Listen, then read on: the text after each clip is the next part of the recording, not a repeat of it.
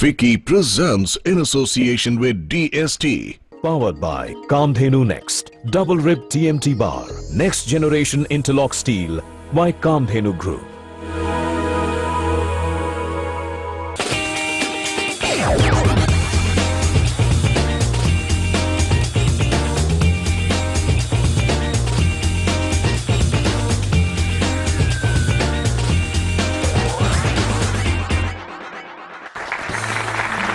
नमस्कार, आप देख रहे हैं इनोवेट इंडिया। इनोवेट इंडिया वो मंच जो कई इनोवेशंस और कई इनोवेटर्स की कहानियां तो आपके सामने रखता ही है। आज की कहानी बहुत दिलचस्प है। ये कहानी है पीयूष माथुर और उनकी कंपनी सिम्पा की। सिम्पा ने एक इस तरह का डिवाइस बनाया जो सोलर एनर्जी से चलता है और गांव के हर घर में बिजली पहुंचा सकता है। किस तरह का ये सफर रहा, किस तरह का ये डिवाइस है और भविष्य में इसे लेकर क्या योजनाएं हैं, इन तमाम बातों को जानने के लिए जोरदार तालियों के साथ स्वागत कीजिए पीयूष माथुर का। पीयूष, बहुत स्वागत है आपका। साथ ही साथ हमारे साथ जूरी के तौर पर कई जाने माने लोग मौजूद हैं जो इन इनोवेटर्स को सही मार्गदर्शन देते हैं, इनकी मदद करते हैं। हमारे साथ जुड़ रहे हैं, सबसे पहले जोरदार तालियों से स्वागत करें अरविंद अग्रवाल जी का। अरविंद रीजनल इन्वेस्टमेंट मैनेजर हैं साउथ एंड सेंट्रल एशिया के लिए इको इन्वेस्टमेंट के साथ। बहुत बहुत स्वागत है आपका अरविंद जी। हमारे साथ मौजूद है डॉक्टर बिंदु डे जो कि सेक्रेटरी हैं technology development board, department of science and technology, Bharat सरकार। मनीष गुप्ता जी, जोरदार तालियों के साथ स्वागत। FICCI science and technology committee के सदस्य हैं, साथ ही साथ जाने माने पत्रकार रहे हैं और अब पूर्णतः व्यवसाय की तरफ बढ़ चुके हैं और कई युवा व्यवसायियों के मेंटर के तौर पर भी काम कर रहे हैं।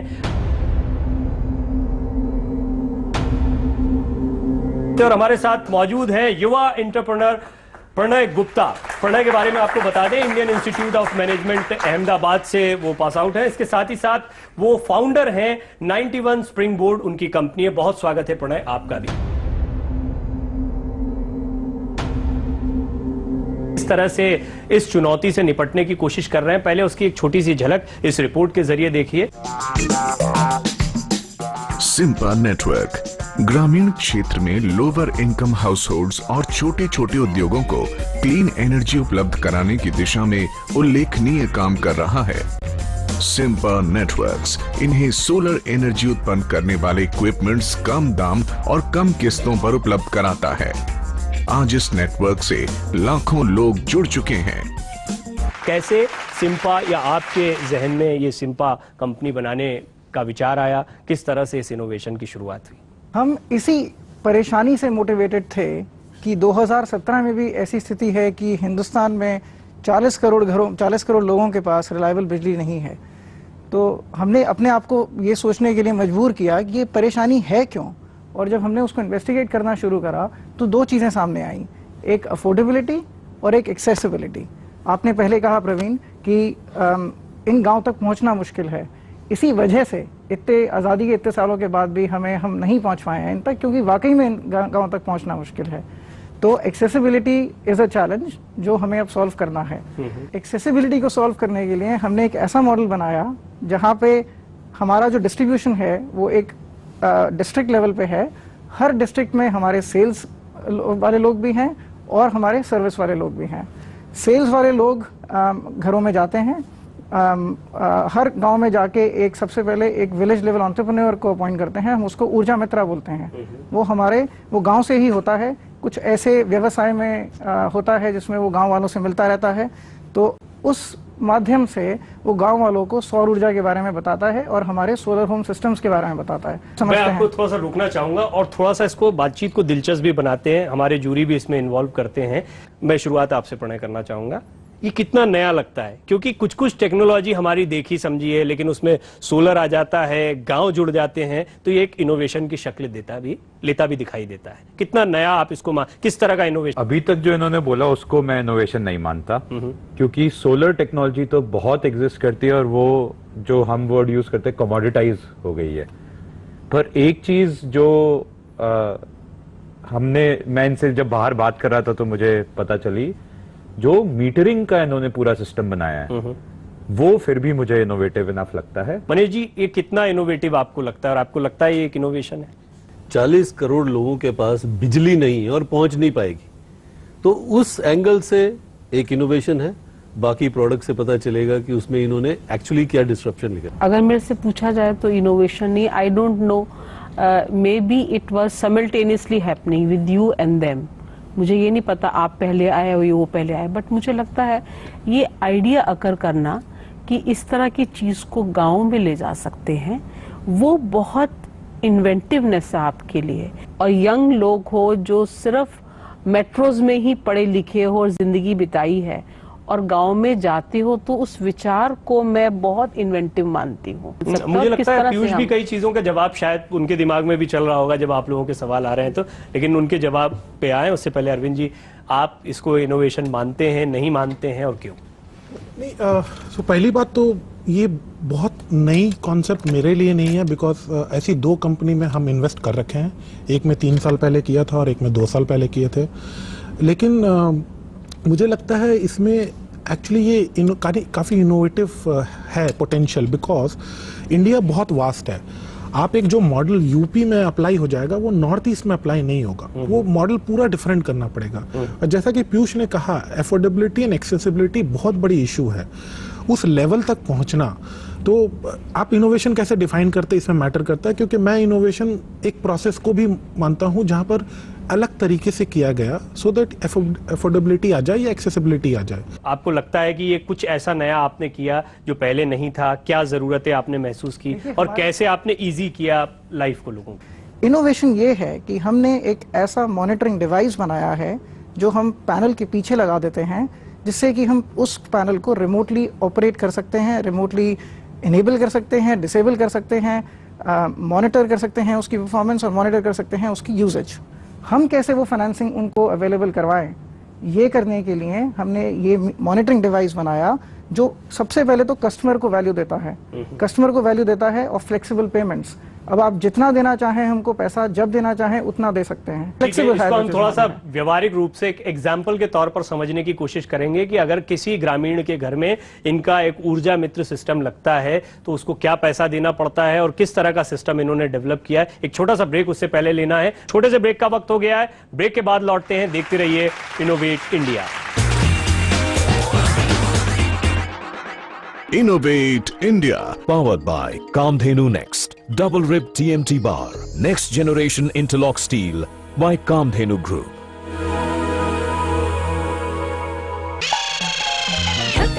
ढक दिया मंत्री जी आए, आंखों के आगे क्या पर्दे लगाए। घर में भी तो छिपाते हैं, पपड़ी लगी दीवारों को आर्ट गैलरी बनाते हैं। इस फरेब को बाहर से उतारिए, कामधेनु पेंट्स लगाकर अंदर से सुधारिए। दाग धब्बे गायब समस्त, पानी से खतरा नहीं, छुअन भी मस्त। दीवार की हर बुराई को हील करिए, ईमानदार पेंट्स लगाइए, गुड फील करिए। कामधेनु पेंट्स, यारो छिपाओ नहीं सुधारो। तो ये एक पहला उदाहरण है देश में संघीय ढांचे को, the truly collaborative, cooperative federal structure is demonstrated in the success of GST. कुल मिलाकर एफिशिएंसी बढ़ेगी तो उससे जो है ग्रोथ भी आगे चलकर हमें शायद अधिक मिलेगी। हम लोग बहुत कॉन्फिडेंट है कि जो हमारा सिस्टम है अच्छी तरह काम करेगा और जो करदाताओं की जो भी आवश्यकताएं हैं जीएसटी लॉ के से कंप्लाई करने के लिए, उन आवश्यकताओं की पूर्ति हम पूरी तरह कर पाएंगे। 1 जुलाई 2017 is the beginning of a process.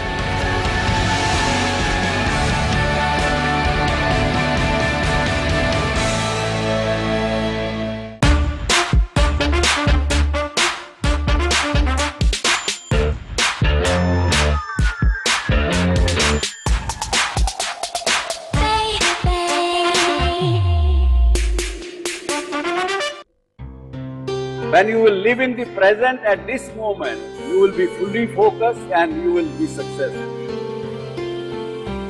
If you want to achieve something, try for it, because defeat is only when you accept the defeat. Don't let your success turn into greed. The moment you get into greed, then you will not be able to get it. वो एक आदमी आया था 30 साल पहले, उसने बात तो अच्छी की, उसकी वजह से मुझे ये करने को मिला. That means I will be still alive at that time when you will be talking about it.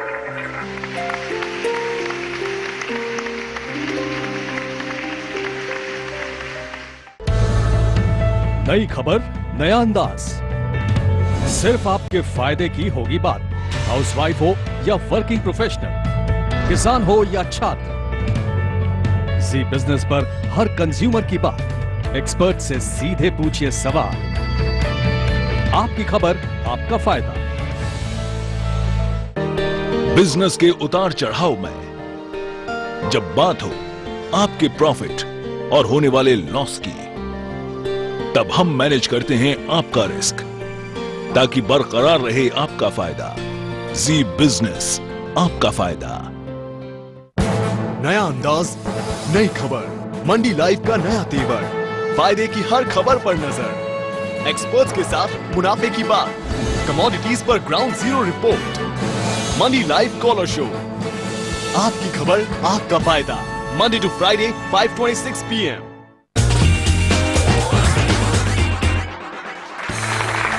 Break के बाद एक बार फिर आपका स्वागत है. अब पीयूष, अभी तक काफी सारी बातचीत हुई, आपके इनोवेशन को लेकर कुछ सवाल भी, और आपने बिल्कुल साफ साफ कहा, जैसा मैंने दर्शकों को बताया भी, कैसे आप एक ऊर्जा मित्र सिस्टम किसी के घर में या किसी ग्रामीण के घर में लगाते हैं और किस तरह से उससे पैसा लेते हैं. एक सिस्टम की जरा कहानी बताएं तो वो दर्शकों को भी समझ में आएगा कि आपका सिस्टम क्या है, मॉडल क्या है. अगर आप एक गांव में एक घर है जहाँ पे बिजली का अभाव है, हमारा ऊर्जा मित्र आपके पास आके हमारे अलग अलग सिस्टम्स की जानकारी आपको देगा. अगर आप हमसे वो सिस्टम लेना चाहते हैं तो हम आपसे एक छोटा सा अपफ्रंट पेमेंट लेते हैं. तो हमारे सिस्टम 15,000 रुपये के आसपास की टोटल कॉस्ट होती है और हम 1,500 रुपये आपसे अपफ्रंट लेते हैं. उसके बाद आपको हर महीने कुछ 400-500 रुपये देने होंगे depending on the size of the system.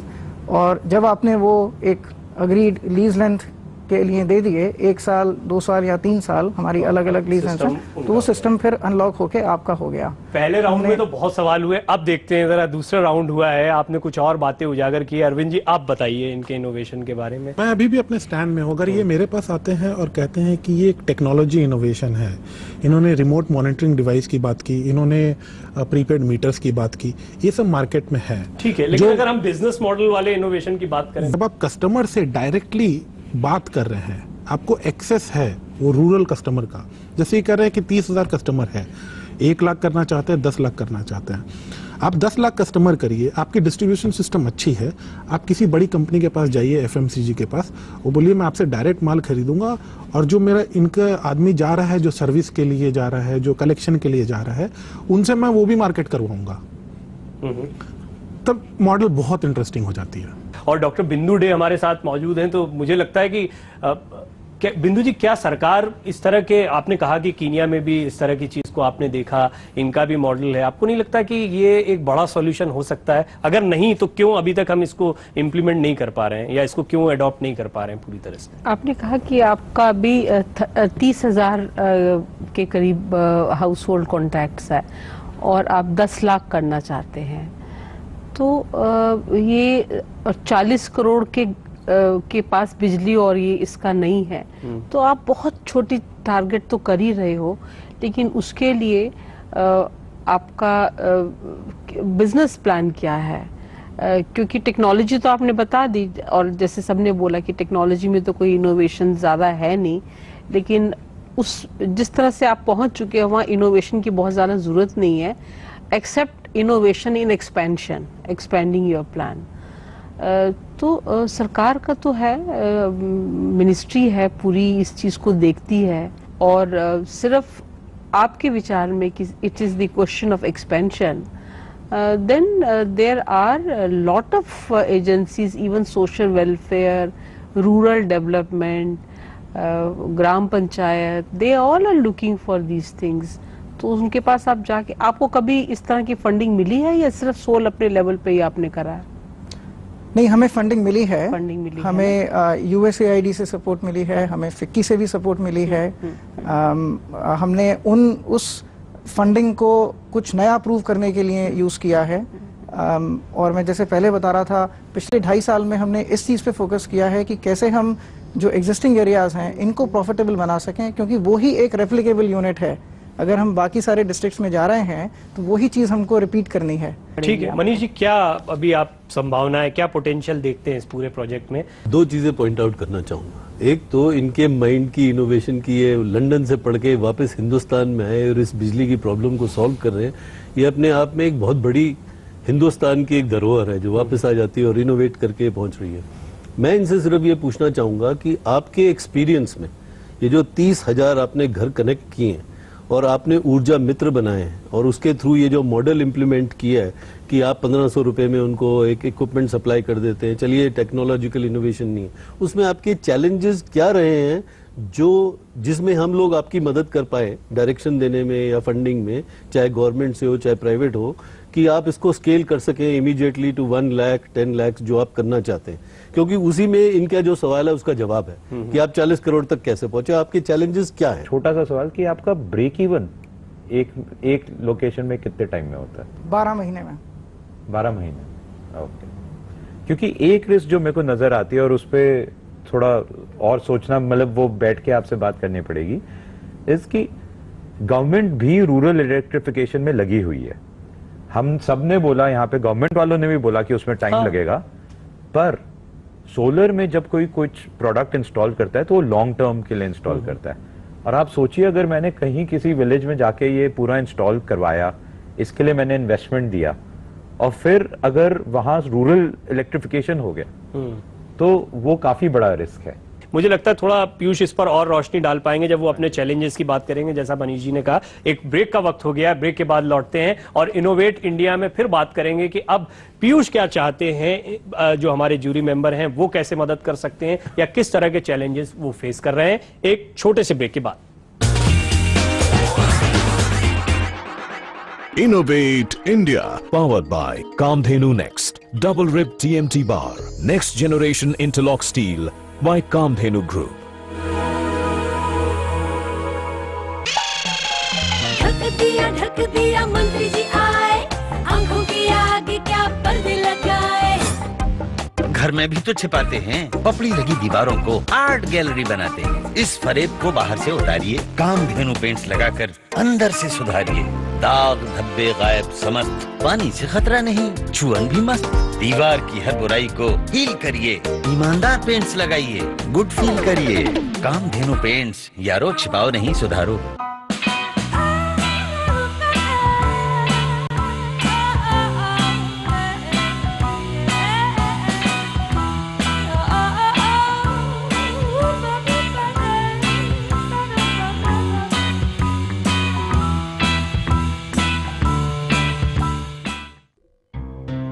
When you will live in the present at this moment, you will be fully focused and you will be successful.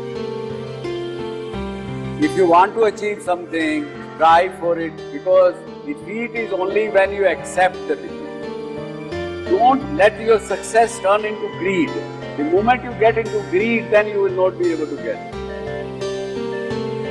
वो एक आदमी आया था 30 साल पहले, उसने बात तो अच्छी की, उसकी वजह से मुझे ये करने को मिला। That means I will be still alive at that time when you will be talking about it.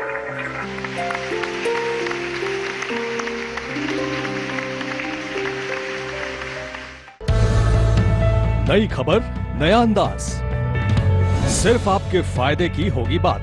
Housewife हो या वर्किंग प्रोफेशनल, किसान हो या छात्र, जी बिजनेस पर हर कंज्यूमर की बात। एक्सपर्ट से सीधे पूछिए सवाल, आपकी खबर, आपका फायदा। बिजनेस के उतार चढ़ाव में जब बात हो आपके प्रॉफिट और होने वाले लॉस की, तब हम मैनेज करते हैं आपका रिस्क, ताकि बरकरार रहे आपका फायदा। जी बिजनेस, आपका फायदा। नया अंदाज, नई खबर, मंडी लाइव का नया तेवर, फायदे की हर खबर पर नजर, एक्सपर्ट्स के साथ मुनाफे की बात, कमोडिटीज पर ground zero report. Mandi live caller show, आपकी खबर, आपका फायदा। Monday to Friday 5:26 PM।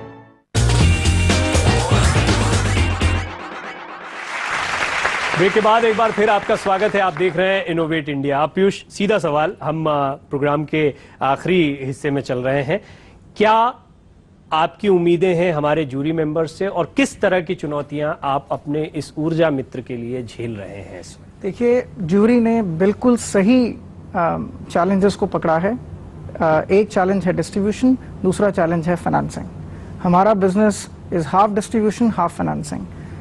हमने डिस्ट्रीब्यूशन वाला चैलेंज एक सॉल्व कर दिया है, बिकॉज हमने कंक्लूसिवली प्रूव कर दिया है कि हमारे एरियाज सारे के सारे प्रॉफिटेबल हो सकते हैं, तो ये मॉडल अब रेप्लिकेट हो सकता है in a self sustaining basis. Financing challenge है अभी भी। क्यों चैलेंज है? बिकॉज फाइनेंसिंग इकोसिस्टम नहीं है। हमारी इंडस्ट्री के लिए हम जो कर रहे हैं वो फाइनेंस करने के लिए ना तो कोई ऑब्वियस इक्विटी इन्वेस्टर है जिसके पास हम जाके कह सकें कि भाई आप हमें फाइनेंसिंग दीजिए। अगर आप टेक्नोलॉजी बिजनेस हैं, अगर आप एक ई कॉमर्स बिजनेस हैं, तो 40-50 इन्वेस्टर्स हैं जिनके पास आप इमीडिएटली जा सकते हैं। हमारे इंडस्ट्री में क्योंकि इतना नया काम है ये, और इतनी different type of operating model है कि ऐसा कोई ऑब्वियस इन्वेस्टर ग्रुप नहीं है जिसके पास हम जाके बोल सकें कि भाई आप हमें फाइनेंसिंग दीजिए। This is the challenge on the equity side. जब बैंक्स में जाते हैं तो जनरली स्पीकिंग हम बहुत अनवेलकम होते हैं। तो अगर आप हमारी उन बैंक्स तक पहुंचने में और भी बैंक्स तक पहुंचने में मदद कर सकते हैं। आरबीएल बैंक ने एक एग्जाम्पल सेट किया है, जैसे हम इनोवेटिवली सोचते हैं ऐसे उन्होंने इनोवेटिवली सोचा। अगर आरबीएल वालों ने देखा है और वो कर रहे हैं तो कुछ तो बात होगी। मेरे हिसाब से पक्का देखना चाहिए, इस पे टाइम लगाना बनता है। मनीष जी, क्यों बाकी लोग वैसे नहीं सोच पा रहे हैं जैसे एक बैंक सोचते? इनको जो इन्होंने खुद ही कहा है कि इनको डेवलपमेंट फाइनेंस मिलेगी, इनको कमर्शियल फाइनेंस नहीं मिलेगी। कमर्शियल फाइनेंस वाले प्रोजेक्ट्स को कम्प्लीटली डिफरेंट एंगल से देखते हैं। आप चाहे इंडियन बैंक्स कह दीजिए, उनको फॉरेन बैंक्स कह दीजिए, एचएसबीसी भी नहीं देगा तो आईसीआईसीआई भी नहीं देगा। लेकिन जो डेवलपमेंट फाइनेंस इंस्टीट्यूशंस है, including government of India ministries, जिनका ये चार्टर, जैसे rural electrification, rural solar mission, rural development, अगर आप इन मिनिस्ट्रीज को अप्रोच करेंगे, चाहे ये स्टॉप गैप अरेंजमेंट हो। प्रणय जी ने सवाल उठाया था कि रूरल इलेक्ट्रिफिकेशन हो जाएगी तो आपका शायद ये छोटा सा यूनिट ऑब्सोलीट ना हो जाए। मेरे हिसाब से तब तक भी अगर नहीं ऑब्सोलीट होता, आपने उस सवाल का जवाब दिया, 12 महीने में आपका यूनिट स्टैंड लोन फ्री हो जाता है। I always feel, I am feeling that you are social enterprise. आपने एक बहुत बड़ा सोशल मुद्दा लिया है जो एक रियलिटी है कि गांव में बिजली नहीं पहुंच रही बहुत जगह पर कहीं, और ये आपका बिजनेस मॉडल कितना भी फाइन कर लो, ये बहुत लॉन्ग टर्म तक सरवाइव नहीं करेगा। आप क्या मदद कर सकते हैं? मतलब हम लोग, आप आइए MNES में जाके अपनी प्रेजेंटेशन दीजिए, या जैसे मैंने बोला स्टेट गवर्नमेंट होती है, उनके जो इलेक्ट्रिसिटी या इस तरह के डिपार्टमेंट्स होते हैं उनके पास जाके एक्सपैंड करिए। Don't think that you are doing pure business model. DST इनकी कोई मदद कर सकता है? डीएसटी का प्रोग्राम है सोलर के ऊपर भी और इलेक्ट्रिफिकेशन के ऊपर, but they focus more on technology. Technology तो आप कर नहीं रहे हैं, आप डिस्ट्रीब्यूशन और एक्सपेंशन की बात कर रहे हैं इस टाइम पे। तो उसमें जो इम्प्लीमेंटिंग एजेंसीज होंगी, जो गवर्नमेंट है, स्टेट गवर्नमेंट, सेंट्रल गवर्नमेंट, उससे जाके बात। तो फाइनली अरविंद जी, फिर इन्वेस्टमेंट ही एक बड़ा मसला रह जाता है। मुझे नहीं लगता इस पर्टिकुलर सेक्टर में इन्वेस्टर्स ढूंढना या इन्वेस्टमेंट नहीं है वो एक इशू है, जैसा पीयूष बोल रहे थे। बिकॉज ऐसे 4-5 इंटरनेशनल इन्वेस्टर्स हैं जो सिर्फ रूरल इलेक्ट्रिफिकेशन पे ही काम करते हैं। और ऐसी मैं एटलीस्ट अभी तक 5-6 ऐसी कंपनियों से बात कर चुका हूं जो इस मॉडल में काम करती है। तो मुझे सबसे बड़ा इशू एटलीस्ट इस सेक्टर में इन्वेस्टमेंट फ्रॉम दी सेक्टर जो मैं रिप्रेजेंट करता हूं वो नहीं है। बैंक से फाइनेंसिंग है, क्योंकि इस मॉडल में जो सबसे बड़ी रिक्वायरमेंट होती है कैपिटल की, वो एसेट फाइनेंसिंग होती है। जो पीयूष ने कहा कि मुझे डेट नहीं चाहिए, मुझे वो एसेट के लिए चाहिए जो उनके पास जा रहा है। सबसे बड़ी रिक्वायरमेंट एसेट फाइनेंसिंग की है, और बैंक से इस चीज को फाइनेंस करवाना बहुत डिफिकल्ट है। तो एक बहुत बड़ा ब्रेक थ्रू है मेरे हिसाब से कि आरबीएल बैंक से किया है। आप एक एसपीवी बनाइए जिसमें सारे एसेट रखिए, कि बहुत सारे आपको सिर्फ एसेट फाइनेंशियर मिल जाएंगे जो बिजनेस रिस्क नहीं लेना चाहते। और जैसा कि प्रणव ने कहा कि एक सोलर इन्वेस्टमेंट बहुत लॉन्ग टर्म होता है, और कुछ साल बाद जब उसका डेप्रिसिएशन निकल जाता है तो बहुत प्रॉफिटेबल और कैश फ्लो बहुत उसके अच्छे हो जाते हैं। तो एक एसपीवी का मॉडल काम कर सकता है, जहां पर वो एसपीवी में एसेट हो और वो एसपीवी से वो एसेट डिप्लॉय हो रहा हो और जो उसमें से एक फीस आ रही हो वो उस एसपीवी के थ्रू इन्वेस्टर के पास जा रहे हो। क्या आपको लगता है कि किस तरह की मदद अभी आपको मिल पाई है या यहाँ से क्या जानने को मिला है और आगे अब आप इन चीजों को लेकर कैसे बढ़ेंगे? आई जस्ट लाइक टू से वन थिंग दैट हम जो पूरा माइंडसेट है हमारा वो ये है कि हम इसे किसी कमर्शियली बनाएं। हम कमर्शियल बैंक्स के पास भी इसलिए गए, वो हमारे सेक्टर में एक होली ग्रेल माना जाता है कि भाई अगर आपको बैंक ने दे दी फाइनेंसिंग तो ना तो कोई फॉरेन करेंसी रिस्क है, ना कोई मतलब एक स्केलेबल मॉडल है जो कि आप एक बैंक की बैलेंस शीट तो अनलिमिटेड है। तो हमने उस चीज़ को छोड़ा नहीं, हम लगे रहे उस पर क्या ज़रूरत है, सिस्टमेटिकली उस चीज़ को एड्रेस करा कि एक बैंक को क्या चाहिए। जब उन्होंने पिछले 50-60 साल में they can finance very large scale coal fired projects जिसमें बहुत बैनरी रिस्क होता है, या तो प्लांट चलेगा या नहीं चलेगा, और नहीं चलेगा तो पैसा फंस गया। जब वो उससे कंफर्टेबल हो सकते हैं तो वो हमारे मॉडल से भी कंफर्टेबल हो सकते हैं। तो इस मॉडल को बिकॉज ऑफ इम्पैक्ट और इसमें प्रोसेस इनोवेशन बहुत ज़रूरत है, मैं 7 दूंगा, क्योंकि जैसा मैं समझ रहा हूँ पीयूष की बातों से प्रॉफिटेबल हो देने में जाता है। कंजूस हैं और फिर भी आप साथ दे रहे हैं, तो मैं मानता हूँ कि बड़े अच्छी मार्किंग आप कर रहे हैं। डॉक्टर बिंदु? मैं भी 7 दूंगी। गुड। आप मनीष जी? मेरे को इसमें पोटेंशियल दिख रहा है स्केल का, तो मैं 8 दूंगा। मैं भी 8 दूंगा और साथ में मेरे को मौका नहीं मिला ये बताने का कि आपकी मदद कैसे करूंगा, तो जो आपको बैंक कनेक्शन चाहिए वहां मैं आपकी हेल्प करूंगा।